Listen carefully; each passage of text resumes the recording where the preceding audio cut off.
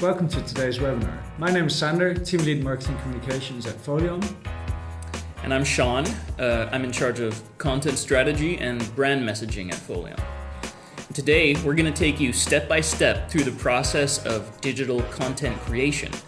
And we don't mean websites, we mean interactive content experiences that live on the web. Whether it's brochures or white papers or digital annual reports, we're going to teach you how to replace your boring, static PDFs with interactive digital content. So let's dive right in. Yep. All right, let's start with a quote. A well-known marketer recently said, "The ongoing war for attention has bred a generation of skimmers and consumers with content blindness. And we aim to cut through the noise with content that's different." And that's really what this webinar is all about. I mean, today's content consumers are hard to reach because their attention spans are getting shorter, and more than ever before, they want things to be visual, snackable, and interactive. And the fact is, static content just doesn't cut it anymore. And that's why we're having this webinar. Digital interactive content, it helps you grab people's attention. It helps you increase their level of engagement, and it helps you ensure that they remember you.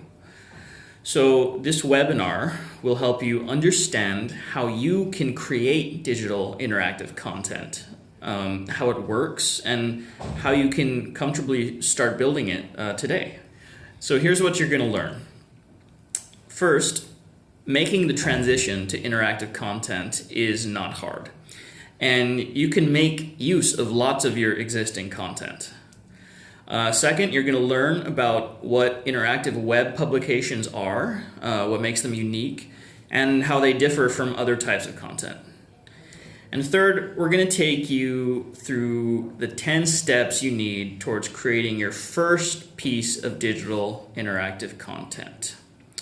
So are you ready? Sander, you ready? I'm up for it. Okay, let's go. So the trend of switching from print to online has been going on for quite some time already. Everybody's online now. Most companies that produce printed material for sales or marketing purposes now create online versions too. Or they've even switched entirely to online. And there's lots of advantages to doing so. Printing is really expensive, and creating content online is a huge cost saver. Because rather than printing and distributing hundreds of thousands of copies, you're creating a digital publication just once, and then you can distribute it online as much as you want, reaching a far larger audience. But it also takes less time. I mean, printing and distributing printed assets is super time consuming, whereas you can create a digital interactive publication in as little as 2 hours, and we're going to show you how. But also, one of the greatest advantages of switching from print to online is the ability to collect data and understand how your readers consume and interact with your content. I mean, whether you're producing corporate brochures or product catalogs, magazines, or ebooks, if you do it online, you can get all the rich data-driven insights you need to make better decisions and to continually optimize your strategy, just as you can do with your website. And finally, digital interactive content is also great as a lead generation tool. It's easy to gate it behind forms or social login prompts in order to gather information from your readers. So Sean, does this mean that you directly have to ditch all your offline communication? No, absolutely not. A lot of companies make use of both printed content and online content. Yeah. So there are advantages of using both. A hybrid model in which you mix online and offline. Well, people are increasingly viewing their content on a mobile device, like if you're in the train or you're waiting for your next business meeting. But both print and online still go hand in hand with each other. And I just like to show a couple of examples of Foleon users The first one is Zoom.nl, which is a magazine about photography and video. They have a print magazine, but they also use digital publications next to it. Zoom.nl, you might already see it. It's about photography and video, so they have a lot of beautiful visual content to share. And some stuff like video you obviously can't show in a magazine. So they have a couple of digital publications which they produce too. The first example is the sneak preview. So whenever a magazine is about to go out to be launched, they share a sneak preview of what the reader can expect. The next one is e-learning and video magazines. So if they have really cool videos they want to share, they put it in a digital publication. And the last one is that they have specials. So on the web and in-app, they usually also work together with quite some brands, and then the brands can highlight their product in these specials from Zoom.nl. The next example I'd like to share is from our client Digital Bulletin. Digital Bulletin, it's a UK-based tech platform who offer a wide range of tech and business stories across multiple platforms such as digital and print. Their challenge was finding a solution that enabled them to offer premium content that's responsive, measurable, and can embed video and audio. So they decided to offer both print and digital magazines, taking into account like their entire readership. Like what Bromley Broad said, the CEO of Digital Bulletin, there's nothing as premium as the smell of a magazine that's hot off the press. But they wanted to approach that level of premium quality by also offering digital publications. Right, so people like the touch and feel of a magazine in their hands. But on the other hand, they want to expand their reach, and the fact is that lots of people are just using their phones. And also the measurability and the responsiveness, which you already mentioned, that those are key benefits of using digital publications. The only thing that they still need to work on is the smell of a digital magazine. That's not as advanced as a magazine hot off the press yet. If we can digitize the smell, then we'll really win big. Yeah, maybe let's talk to our product team. Then perhaps they can do something. So this is just an example of their digital magazines, and also these two examples show that hybrid communication it works perfect. The combination of print and digital. So before we dive into the creation of digital publications, I'd first like to share the 8 characteristics of a digital publication. And to get along with this, I will also show one of our own publications to show the 8 characteristics. So this is our bi-monthly news update, which I'm sharing now, which you see. And in our bi-monthly news update, we aspire to inspire and inform our audience. So that's the goal of the update. And who is our audience? Our audience consists out of current Foleon users, as well as prospects and anyone else who's interested in reading all awesome stuff our users create. And we share tips and tricks. We share our product updates and success stories of other Foleon users. So let's take a look at it. To kick off, the first characteristic of digital publication is that it has a head and a tail. In this case, we decided that the theme would be all about around summer and a refreshing inspiration to kick off the summer break. Well, what's a better way to show this than a dog who jumps in the pool and swims? Well, that's proper refreshment, right? One of the most important differences, so this is the head, and I'll quickly also show you the tail. So the cover shows the introduction of the theme, and then in the end we also show our summer break party from Foleon itself. So we embedded a video here showing how we kicked off the summer.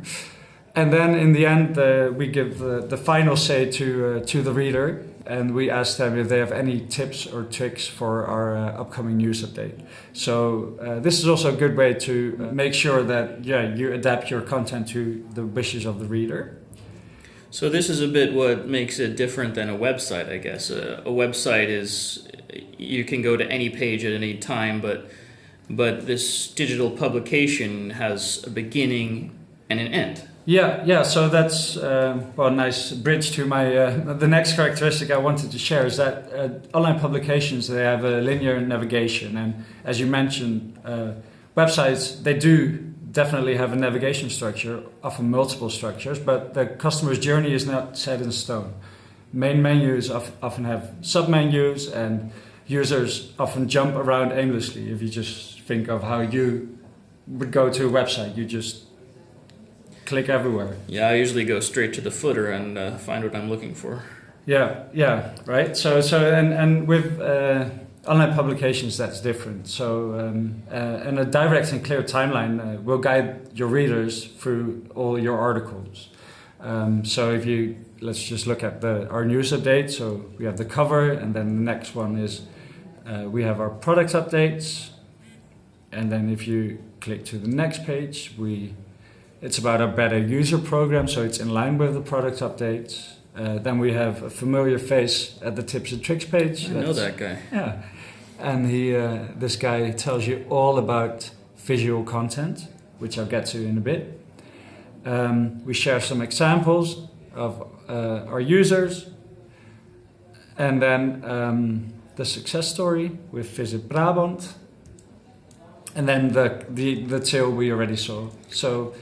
What I like is that you can just use your arrows on your keyboard to move between the pages. Yep. And on the phone, how do you move between the pages then? You either click on the navigation buttons, or you can just scroll down. Yeah, and you can just swipe, right? Yeah, you just swipe left and right to switch between pages. That's pretty nifty. Yeah. So. And then the third characteristic is the full screen experience. So beautiful pictures and cool videos, like the example with Zoom.nl or this background video we see here on the cover of the summer news update, they deserve to be viewed full screen. And enabling a full screen mode will provide users with more immersive and cinematic experience, as you see. Right, because that's what people want nowadays. They want things to be visual, and this format allows you to make it really visual. Yeah.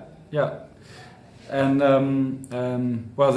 perhaps one of the major characteristics of digital publications is the editorial formula. I briefly showed the topics that we address in our news update, but so the right combination of well-chosen topics, exciting headlines, and visuals, there they are again, make a magazine worthy of reading. So, as mentioned, for a news update, we aim to inspire and inform our readers. So we kick off with a cover that's in line with the overall theme. Then we always include the following topics, so product updates, inspiring examples, tips and tricks, and success stories. And in this case, as you already saw, we also chose to highlight our newly launched Better User program, where our users get the chance to help contribute to the future of our platform. So that's number 4. Now, and this is specifically like a newsletter, a news update, but if someone wants to create an annual report, for example, the structure or the editorial formula, as you call it, might be completely different. Yeah. It might have a different flow of pages and topics. Absolutely. And to give an example, in our own platform, there are templates that are ready to use for all these different use cases. So indeed, this is our news update. Well, it obviously has like a newsletter a template that we use, but you can also use it for ebooks, brochures, and any other type of content you want to share.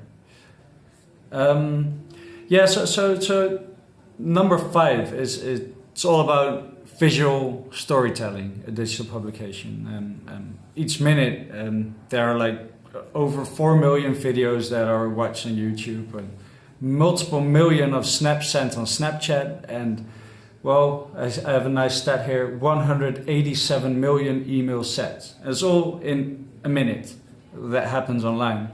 And the best way to break through all this noise and to get noticed is to create content that's snackable and highly visual.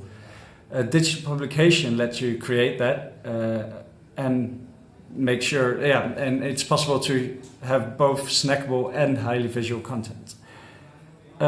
We've already seen this background video, which you still see at the moment, but it goes further than background videos. If you look at our beta user program page, you see that by combining nice images with short bits of text, it remains highly visual and snackable. And if you use like parallax effects, it really, how do you say that in English? Make it stand out. Make it stand out, yeah. So, and if I look at our overall marketing strategy, I must admit that video is rapidly gaining importance and is slowly becoming the heart of our communication strategy too. And I already briefly showed this one where we saw Sean about the tips and tricks. This is a talk over 20 minutes about visual content and how to break through the noise. So if you want to see more of it, just go to video.foleon.com and you can see the entire talk. I highly recommend it. Up next is the publication frequency. Websites are obviously available like 24/7 and can be updated anytime. The same applies to online publications, although new issues are usually published periodically. Our news update, like I mentioned, is published bi-monthly. And readers generally have access to older issues as well. So if you navigate to the top left, you can go to editions and you can open any previous update we share. So that's about the publication frequency. And then I'm going back to the presentation. So again, it depends a lot on the use case, right? I mean, it looks like this is for us a quarterly news update. So some people, if they're doing an annual report, for instance, the frequency would be once a year, and it would be available all year long for people to check. Yeah. And others might have a different frequency. Yeah. Yeah, and if I look at how we use ebooks, for example, it's usually a part of a larger marketing campaign, and those are one-off publications, which we do update, sometimes per half year, sometimes per year, to make the content fit the current market standards. So we're back in the publication. The next characteristic is the push medium. So I'd just like to show, you're still sticking to the same example of our news update. Probably one of the most important parts is the distribution of your content, because the content can be really nice, but if you don't share it with your audience, nobody will see it. So the first and most popular one, obviously, is email marketing. We share our summer news update with all our news update subscribers and our current users. And in the email, we give the top of the iceberg. Do you say that? Yeah, the tip of the iceberg. The tip of the iceberg. Yeah. And we share like what the reader can expect. The next way of promoting is obviously social media. So we, the week after we publish the news update, we share every page separately on our social media platforms, which are the main ones are LinkedIn, Facebook, and Twitter. But if we have highly visual content, we also tend to share it on Instagram. We have an in-editor pop-up notification. We use Intercom for this. So we also adapt the content in the pop-up to the medium. So this is specifically for customers that are logging into our platform. Huh? Yeah. This is how we communicate with them. Yeah, so in the background you see the interface of our platform. This is a really basic version of it. And then when they log in, they get the pop-up with my head in this specific example. And they are linked to the news update for some fresh inspiration. So just to recap on that, I find it interesting because a website is more like a pull medium, right? Your website is always online and it's really for people who are actively searching for you. That's where they go to find you. Whereas a digital interactive publication is something that you proactively send out with some kind of marketing campaign. Yeah. That's exact. And we use the news update to pull medium because we also add it to our resources page on our website. So also it's multi-purpose. Yeah. So the next one is a characteristic that we already mentioned a couple of times, is that digital publications, they are responsive. On the left side, you see how a reader views a PDF on a mobile device. As you see, this entails a lot of pinching and zooming to read the text. Obviously, that's not the way you want to consume your content these days. And 50% of all people surf the internet on a mobile device. So it's crucial to optimize your content for every device. As you see on the right, a digital publication makes this possible. You'll be able to provide the same experience on a tablet or a mobile and a laptop, obviously. So now, how much work is that? Because making things responsive is typically quite difficult, right? Yeah. Well, in the platform we use, Foleon, it's responsive by default, so it automatically adapts to all the screens. So that saves a lot of time. Yeah, I imagine. Just to round off, the 8 characteristics of a digital publication are, it's linear navigation. It has a head and tail. Provides a full screen experience. They always have an editorial formula. Visual storytelling, the publication frequency, the push medium, and last but not least, digital publications are responsive. Cool, thanks, Sander. So now that you know all about what digital interactive publications are, let's go through the 10 steps that you need to create one yourself. The first one,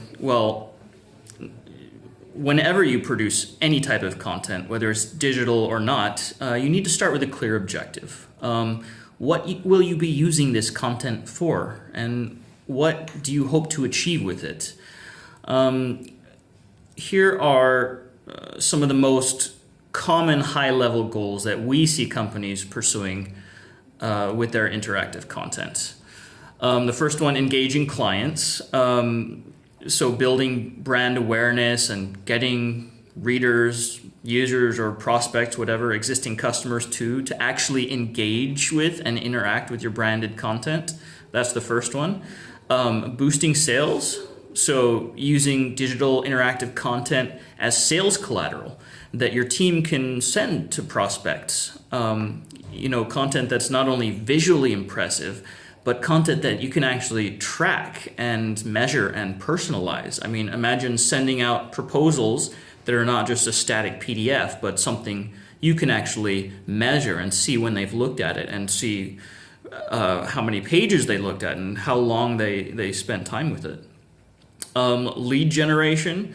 So a lot of people create digital publications for things like ebooks and white papers to put on their websites or on their social media channels, and they use those to collect reader information and sync that info back to their CRM. Also, employee engagement is a big one. We see lots of HR departments using digital interactive content internally for staff magazines or onboarding documents because they're way more engaging than PDFs or just paper documents. So that's the first step. You should always start with knowing your goal. The next thing you need to do is really decide what it is that you're creating. Because there's so many different types of content, and different types are best suited for different audiences, for different stages of the buyer's journey, and for different objectives as well. And here are a few things that we see people creating in digital interactive form. These are probably the 8 most common use cases we see people creating, from newsletters like the one we shared earlier to annual reports.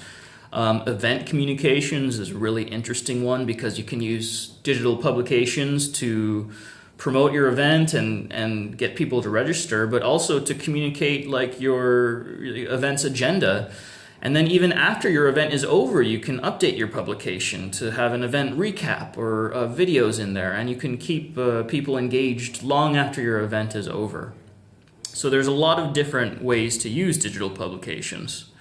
Now, once you know what it is you're creating, it's essential you understand your target audience, because it'll help you craft your content, both text and images, so that it's effective to the people you're trying to reach.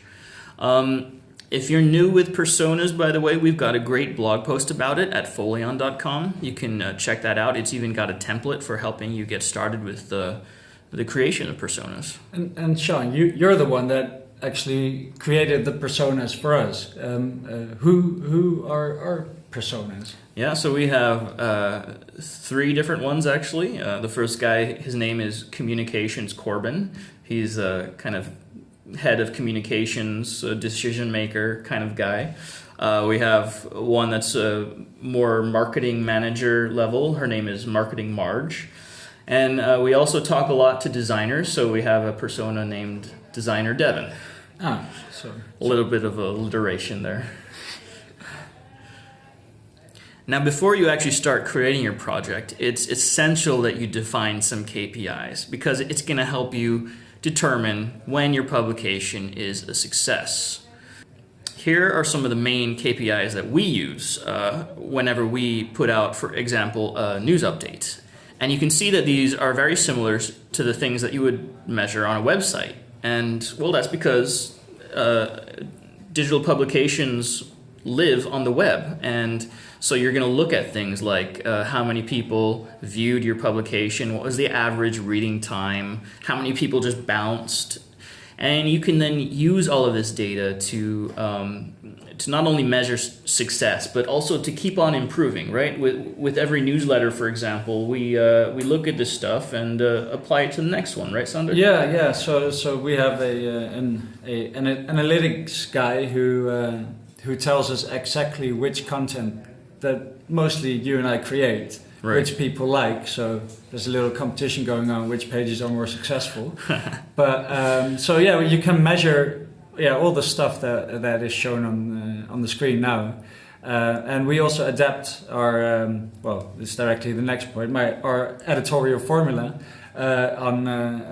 based on our analytics on the results of our content. So. So you should always decide on the structure of the digital publication. Here you see the topics that of the earlier shared news update. We've mentioned them already a couple of times, so I'll just quickly go through them. So as you already mentioned, we analyze all our content, and that's also a major part of our brainstorm in deciding on the structure of the next news update. We always have the popular topics that always come back, so the tips and tricks, the examples, the success story. So that's part of the heart of our editorial formula. But we always also brainstorm about new stuff. So we have our product marketer join us. We have our content marketers, Marcom specialists, and also the analytics guy who knows all the ins and outs about our content's performance. So this time we recently launched our beta user program, and it was also one of our main product updates. So we decided to focus an entire page on the beta user program, which was shared before. Yeah, so nowadays, I mean, if it's not measurable, you shouldn't even put it online, right? I mean, it's just kind of a no-brainer nowadays for marketers. And it always baffles me that people are still sending out PDFs en masse, when really you can see maybe how many people downloaded it, but that's it, right? You can't see how many people, how far through they read it, for example. Yeah, right. So to give an example, last week I downloaded a PDF white paper about video marketing, and after downloading it, I shared it with like 10 other people, and the person, the company that published that PDF doesn't know that 10 other people saw their white paper too. So right. The analytics stop at me downloading. Yeah, interesting. Yeah. So to get back to the 10 steps, we're at number 6 now. So we had the brainstorm, and now it's time to gather and create the content. And be smart with this step, as you probably already have a lot of relevant content. So to give an example, the tips and tricks video that we shared in the news update was actually a blog post first, right, Sean? Yeah, we recycle a lot of stuff. Yeah. So the blog post, Sean, he wrote it a while ago, and then we thought it was a really nice blog post. So we said we should make a video out of this, and so that's what we did. So we decided to reproduce the content and create a Foleon talk out of it.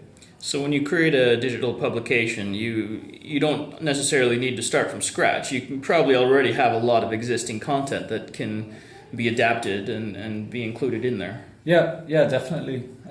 Well, I wouldn't recreate the product updates because that wouldn't be good. But a lot of stuff can be reproduced. So the next step is the creation of the publication. So you gather all the content, and now it's time to create the actual publication. So you should decide on the fonts, the logos, the brand colors, and if it's your first edition, make sure to create templates. So the next publication process will be even more efficient. If you create the publication in multiple languages, like we do in Dutch, German, and English, make sure to create the entire publication in one language first, because there's always feedback. People have a lot of opinions, especially with content that's shared with the entire world. So first, gather all the feedback. Make sure that the first publication, and we always do English first, has a go, and then just duplicate the publication and fill in the Dutch and German content. That's a matter of hours because the entire template is there already. Now, how hard is it to actually create one of these digital publications? I mean, do you need to know how to code? No, you don't. You actually do not need to develop or design anything. It's you can just easily drag and drop any kind of element that you want in there, and yeah, I cannot code. I cannot design. You can. Yeah, I know the basics, href. And so for me, it's really valuable to have templates that I can use. So I don't need to design anything myself, and I can just add in the content that we create for. And the example that we keep on sharing is the news update, but you can do that with any other type of use case too. This one is also really important. It's check! Exclamation mark. Check. Make sure all the links work. Have an extra pair of eyes. Check the preview of the publication and hit the publish button if you're ready to launch.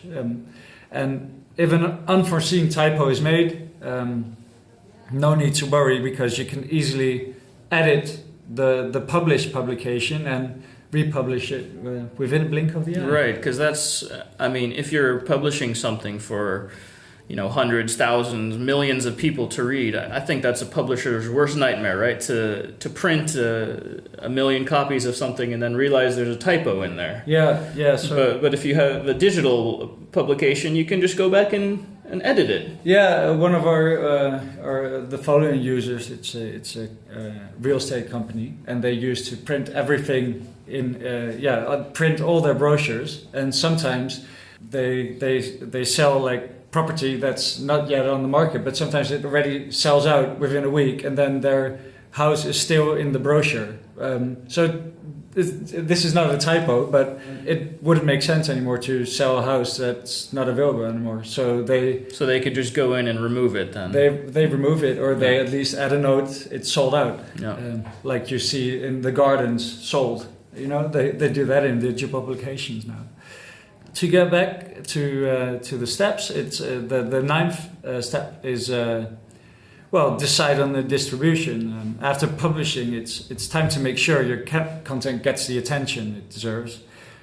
So think of a proper distribution strategy. Use email marketing, in-app push messages, social media, run display campaigns, or work together with media partners to get your audience to view your content. So I think one thing worth mentioning too is that because digital publications are online, they're basically on the web, like websites are. They can also even rank on Google, isn't that right? They have SEO potential. Yeah. So you can decide on if you want it to rank on Google. So if it's highly classified content, you could you can make sure that Google doesn't index it. But if you have content like ebooks or news updates where you have valuable content to share, it's beneficial if Google ranks it, right? In line with distribution, we host distribution webinars regularly. So if you go to our website, we have a webinar section, and I think once a month, one of our CSM, Customer Success Manager, shares all tips and tricks around distribution. So these topics we just addressed are definitely mentioned there too. So analyze and apply lessons learned. It's the last but definitely not least step to take. So which sections work from your content? What's the average time on the page? How do your videos perform? These are all topics that you want to analyze after you publish. So as digital publications are editable even after publishing, you can also adjust your content on the go to make sure it fits your readers' needs. Here are some of the examples that you can analyze. So, we've seen this. So, page visits, time spent, scroll depth, video play, shares, and which devices they use. Yeah, just things you should keep in mind. I mean, I think the favorite food of internet users nowadays is visual, snackable content. And with digital publications, it makes it really easy to create those things. But even when you create those, can be a temptation to put too much text in there, include unnecessary things, and I think it's always good to keep in mind you should keep it succinct, keep it snackable. Mark Twain, the best way of getting ahead is getting started, and that's really true. If you want to start experimenting with digital publications and experiencing the success of digital publications, there's no better way than to just get started. Start playing around with it, start producing your first one, see how easy it is, and go from there. Content is king, and that's the truth. Regardless of the format, it's also essential that you remember it's about the quality of your content.